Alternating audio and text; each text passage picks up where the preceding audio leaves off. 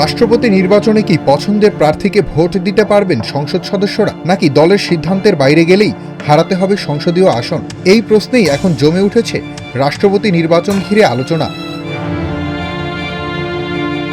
জাতীয় সংসদের chief whip Nurul Islam জানিয়েছেন, সংবিধানের ৭০ অনুচ্ছেদ এখনও কার্যকর আছে। তাই কোনো সংসদ সদস্য দলীয় সিদ্ধান্ত অমান্য করে অন্য প্রার্থীকে ভোট দিলে তার সদস্যপদ বাতিল হবে।